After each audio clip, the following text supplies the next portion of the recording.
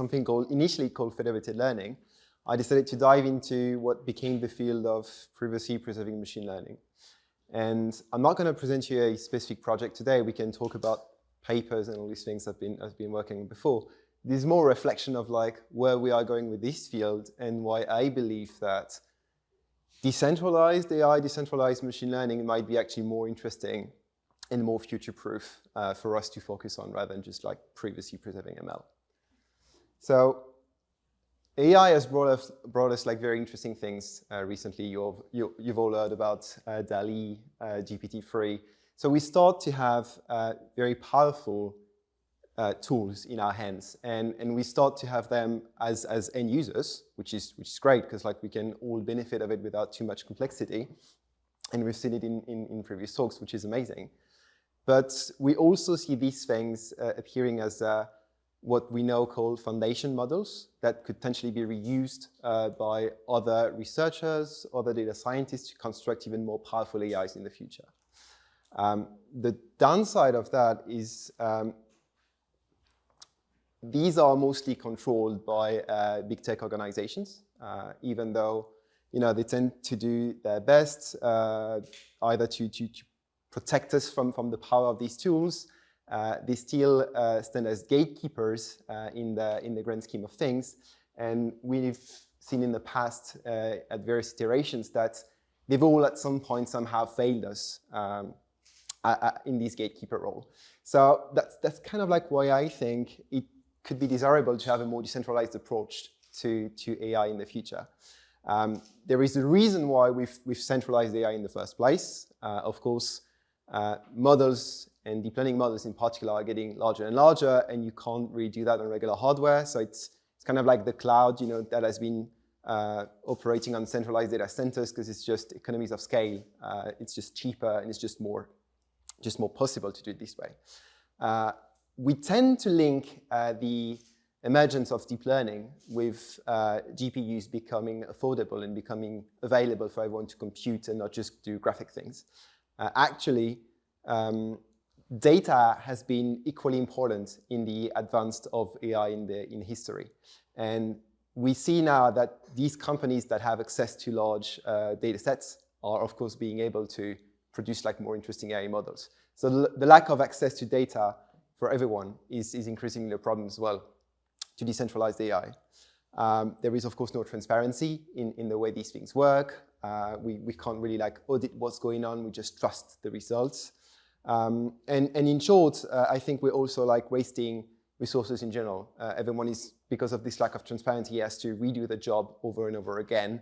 And for those of us that are in the academic field as well, this is kind of like a waste of taxpayers' money.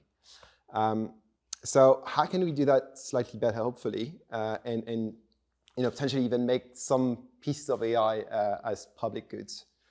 I think there are 3 properties that we need for that. So privacy is one of it.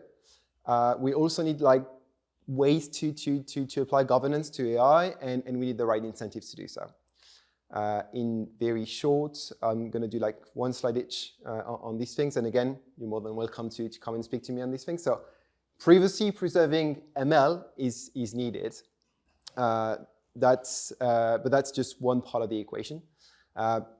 It's also needed to keep on working in this direction. The reason is we don't really have a clear definition of privacy, right? Not everyone agrees on what it means for a machine learning model to be private. And also in different fields, it might mean different things. In particular, in the NLP thing, I think it's not easy to understand what does it mean for something to be private from a user standpoint. We have something called differential privacy today that is kind of like our best shot at defining private deep learning. But as we've seen in like some papers we've done before, it harms utility. So in some contexts, it can be a problem, especially when you start addressing underrepresented communities, for example. Harming utility even further can be a problem for fairness. It's also harder to train and introduces like challenges in translating the guarantees it provides from theory to practice. So another thing we might want to consider beyond just differential privacy, I think, is called contextual integrity, and it's linked to philosophy, so I encourage you to look into that. In terms of governance, which is needed to democratize the access to AI, one thing we would like to do, for example, is to be able to translate something that we would like to control, we would like to represent the actions we want to be able to do with a machine learning model in a decentralized fashion, so potentially on the blockchain, for example.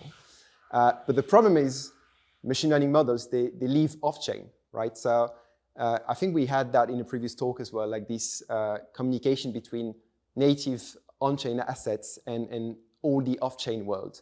And cryptography is here to help us in this direction.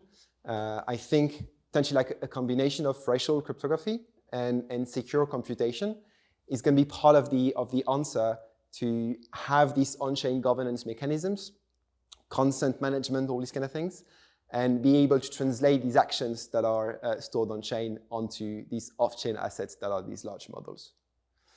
And the last part of it is how do we manage the incentives to make all these things happen?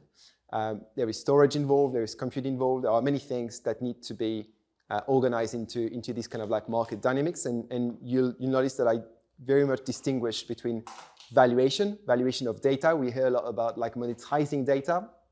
In short, your data is not very much valuable. It's really hard to define like what is the value of a data point, and there's many reasons for that.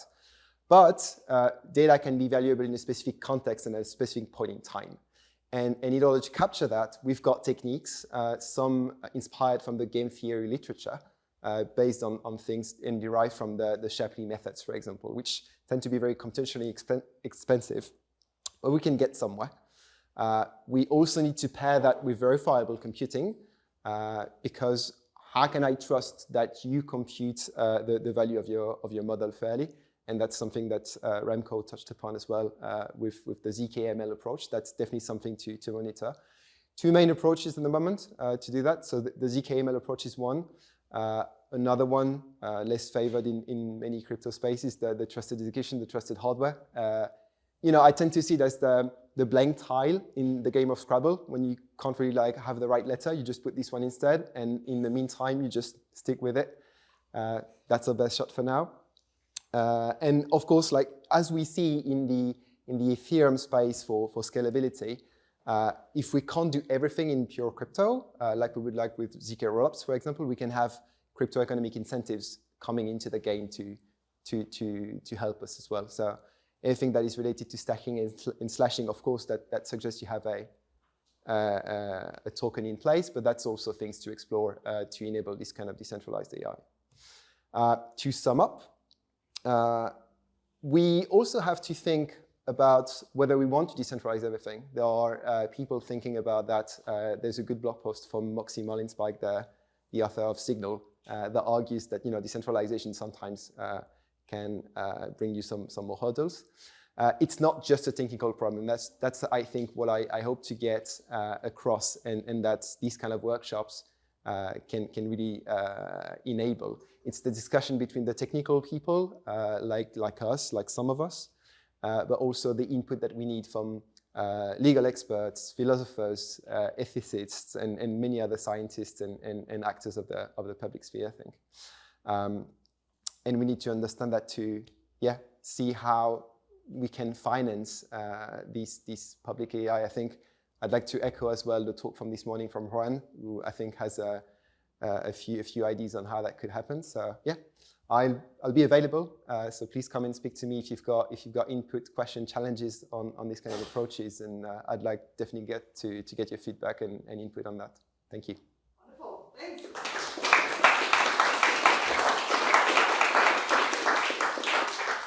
Very cool. Walk through and love it. And what I ask to be my questions. Question. So one of the really useful applications of machine learning is recommendation engines. For example, everyone knows everyone's preferences, they can recommend you products you want to buy, which I would argue is good value for end users. Is there any way of saving this in a decentralized context? Yeah, I think that's only compatible. It's really about how do you blend this kind of information in a privacy-preserving fashion. That's That's kind of like what the federated learning field started with.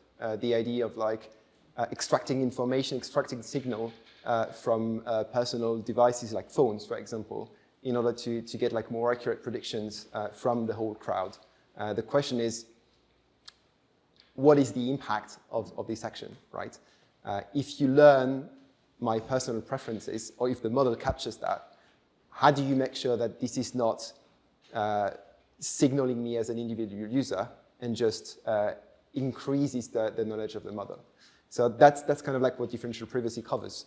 But at the same time, that's also the trade-off you need to handle to avoid completely erasing some subsets of users. So it's really a utility versus privacy trade-off that maybe has to be defined from an application to application, but on a per application basis, basically. Question. Oh, sorry. So I was slightly confused, what exactly are we democratizing or decentralizing here?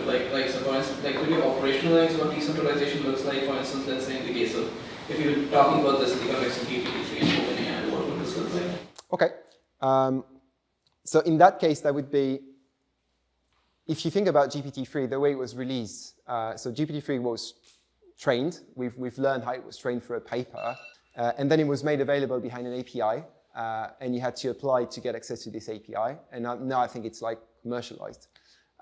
So who makes these decisions? OpenAI. That's it, period. In a decentralized AI version, you'd potentially have like a DAO that would control GPT-3 and decides not only like what actions it can do, evaluate it to make it more transparent, and also decide how you want to improve it, right? How do you want to evaluate it and how do you want to make it better? So that would be a way to decentralize these kind of actions. And you could even think about it like in a more, even a finer version, that every single API request coming from different entities could be approved or denied by the governance, the global governance on GPT-3. Wonderful. Okay. Next, thank you so much. Thanks so much, and yeah, grab me around.